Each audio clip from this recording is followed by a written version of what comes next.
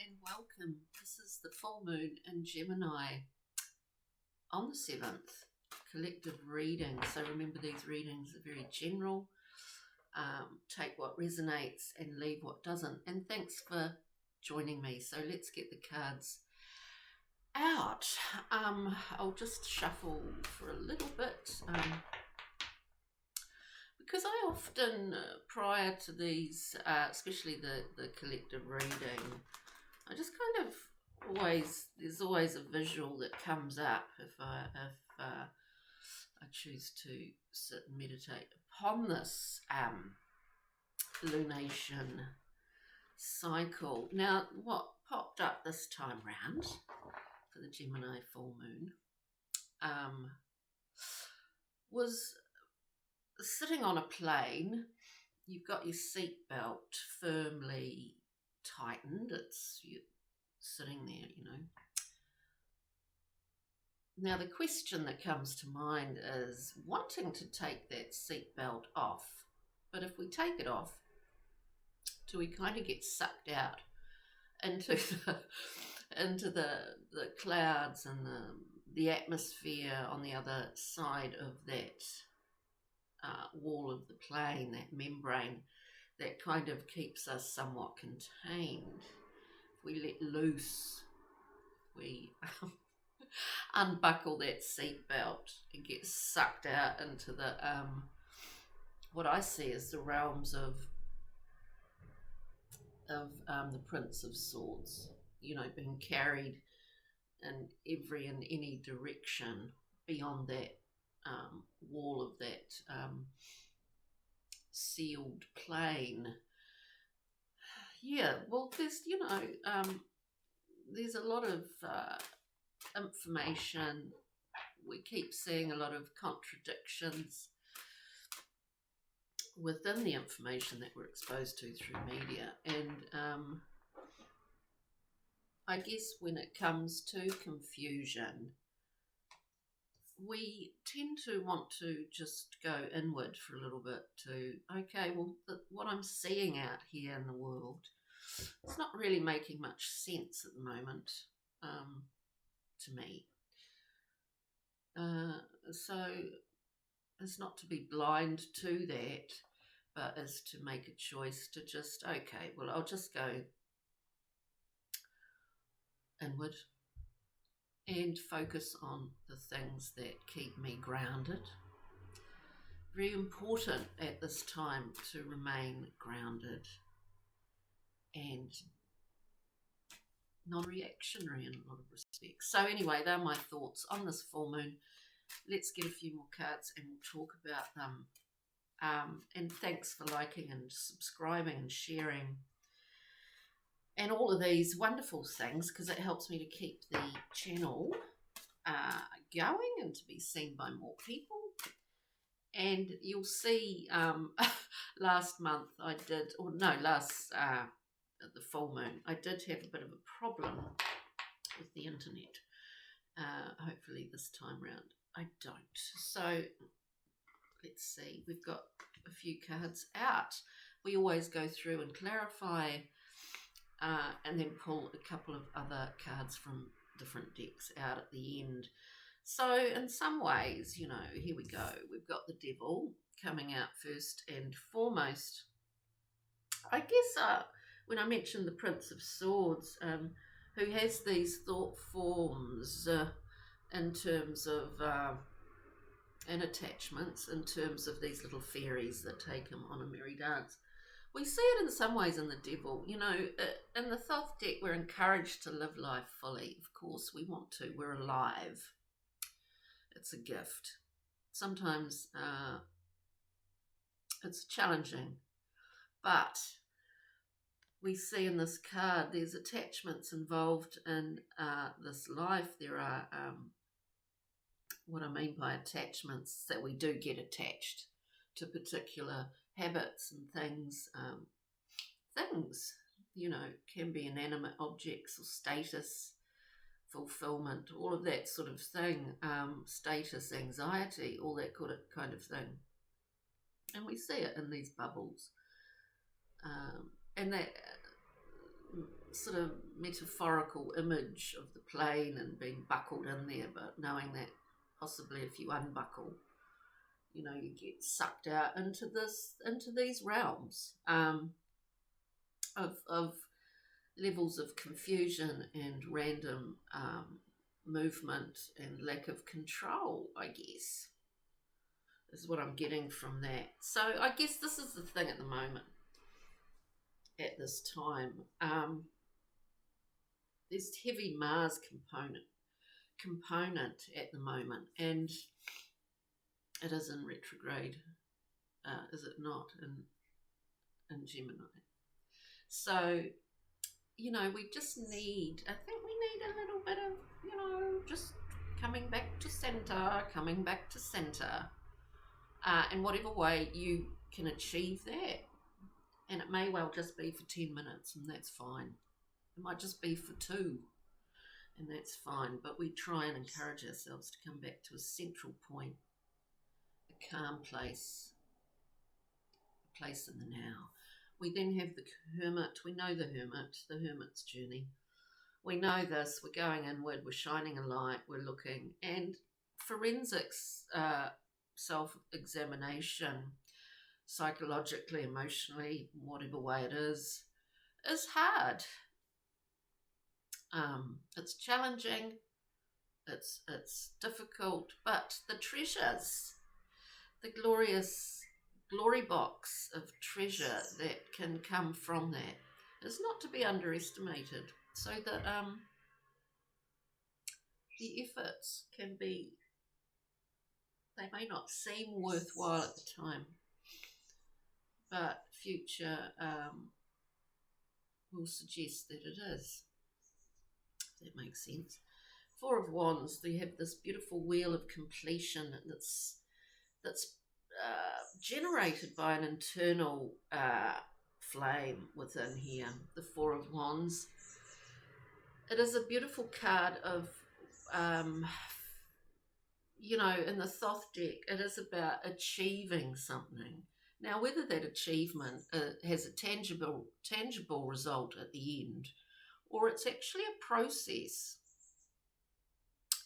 embarking on a process is in itself an achievement, isn't it? So the 4 of Wands is in some decks, it is about homecoming and happy homes and all of that sort of thing. It's a place where you belong, very stable, and it's a fire, it's a wand, but it's a very stable wand position. So we see this understanding our devils or our attachments. We also want to enjoy life freely. We go inward, as I said, when things seem very contradictory and nonsensical out there in the world. We can generate as much busyness to avoid thinking about stuff as much as we want. In the end, there will be points where we have to come back inward. We can spend a lifetime avoiding that because it's scary. Hermit. We understand the place where we do stand. We understand that. This is our home, our central half. And the 4 of Wands, we need to tend that fire. And then we have the 3 of Cups, which is a beautiful card of celebrating and getting together with people. Excuse me, my nose is incredibly itchy. We get together with others. We celebrate. We celebrate in ways that we can with the people around us, people in our lives, even if they're people that are far away. We can get on the phone, get on our media, our devices, to retain a level of connection and celebrate that. Celebrate it. Okay, we're going to go through and clarify these cards. We'll go through and clarify. So I hope you're all having a wonderful week. It's been a difficult time. I always say that, don't I? But it has been a difficult time to get things actually off the ground. I found that over the last, it's actually been most of the year. There's been a lot of starts and stops and starts and stops and kind of off on tangents, believing that something was going to be a great opening, but finding that in reality, an opening towards the future or upping skills or whatever it happens to be, but then realizing that it's just, no, it's not. I can't do this. It's been a year like that. And do comment. I'm interested in other people's experiences, because for me it's been very much a year of that, and I'm hoping that this lifts a bit as we venture into January, February 23. Yes, so do comment. It's always good to hear what your experiences have been. Anyway, I'm not focused here. Let's just look at the devil. We've got the High Priestess coming out, and I've just put her to the side. High Priestess. I think we've just got those two. We'll put those with her and talk about them at the end. The devil. Can we clarify the devil, please? For the collective. Okay, so I have to talk about those.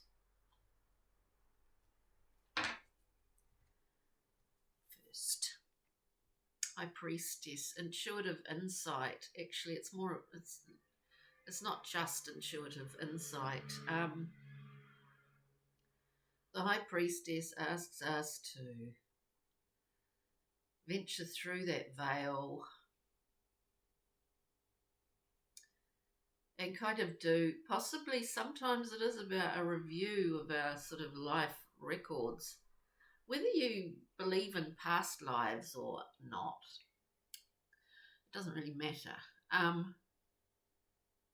We look at the hallways, the byways and the highways, the various different rooms of our own internal palace, I suppose, within the High Priestess zone. We get some comfort here and nurturing as well. On a basic level, it indicates a high octane intuition. Sometimes with the devil,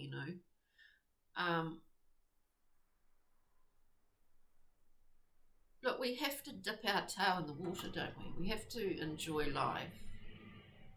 And we know that with that comes various attachments, possibly addictions, all of that sort of thing.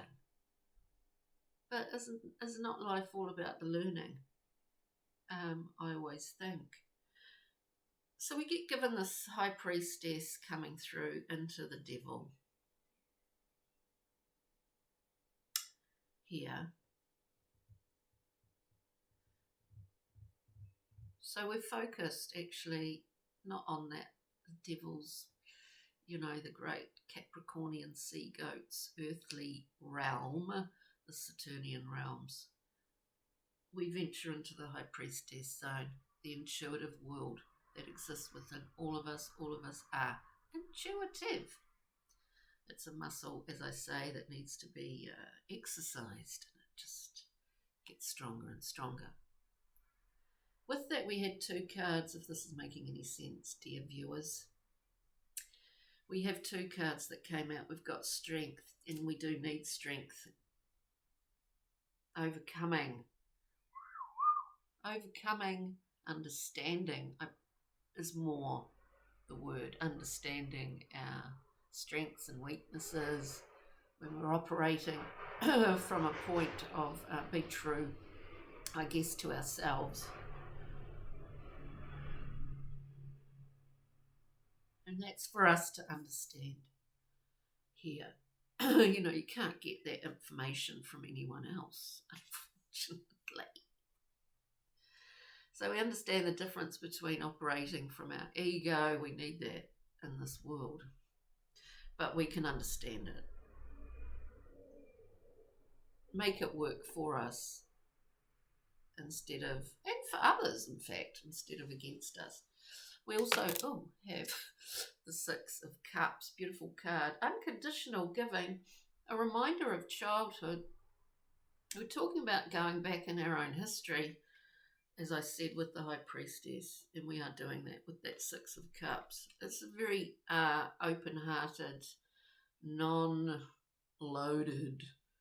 ability to allow others to be who they are, allow ourselves to be who we are.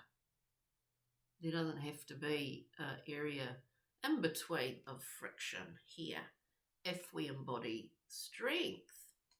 With that, also looking at the Tower, looking at the Devil, we have the Tower. We're all being challenged. We're all being shaken up a little bit at the moment. We need to be aware of words and the power of words, and any kind of unresolved angers within as well at this time. Let's look at the Hermit.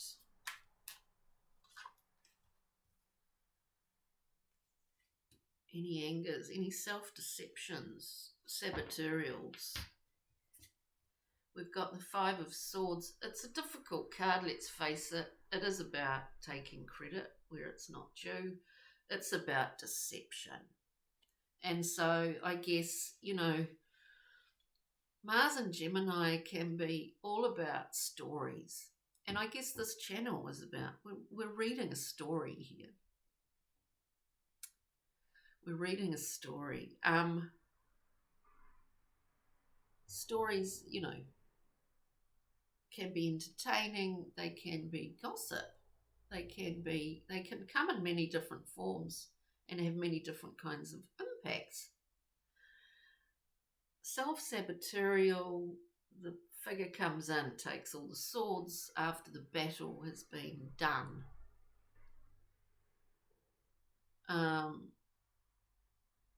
Sneaky energy. Maybe there is an encouragement here to go into that hermit mode, which is about seeking the truth, not about deception. So it's quite clear, really. The Four of Wands, please. The Four of Wands, please. Got two cards coming out. We need to I know a lot of people, in these times there's isolation involved. Well, there has been, isolation. I mean, being sort of maybe thwarted in terms of being able to go where you want to go or do what you want to do over the last couple of years, obviously. We do need to remember this thing about contacting people or being in touch with other people is quite important. Not to lose that. I don't know why I'm getting that, but not to lose that feeling of connection. And if there are no other people around, we connect with nature, or we connect with anyone that we come into contact with during the day. We can have a positive, even if it's a brief connection, a positive experience. I don't know where that came from. Anyway, we're looking at the Four of Wands. So we keep these fires burning here. It is an achievement to embark upon a process. It's also an achievement to complete something, but yet when we think about that in an abstract sense, completion is never a finality. The wheel keeps turning, the fires keep burning, and they need to. We've got the Two of Swords here, making a choice on what to do next, what to embark on, what to progress with, what to leave. We make a choice, and it's based on, hello, our intuitive faculties.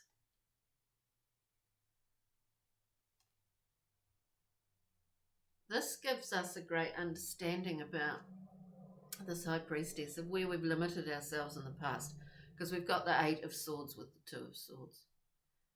There's something in here that is completing a cycle. If you think about it, Two of Swords, Eight of Swords, we get the Ten of Swords. We understand something here. It's important, collective peoples, that we really take note of what the High Priestess has for us, within us. We embody that archetype, is what I mean. Three of Cups, card of celebration. Yeah, it is a time. I mean, we've got the Four of Swords here. We've got the Four. It's very swordy, isn't it? It's very mind. It's not surprising. Rest, respite, to put it in a nutshell. We can still have connections and be connected with others. And maybe it is through that we can rest easy, that we can have some peace of mind. Even if we are on our own, or where, we don't have tons of people around us, we can still rest easy. We can still get insights from the High Priestess is very strong, keeps wanting to be picked up here. We, in this state, in the Four of Swords state, in the Thoth deck it's called Truce. This is about withdrawal and rest. We've got the Hermit going inward. We've got the High Priestess, intuitive information for you. This intuitive information will and can easily come when we embody that Four of Swords. And sometimes it's just for half an hour. Sometimes it's for 2 months. You never know.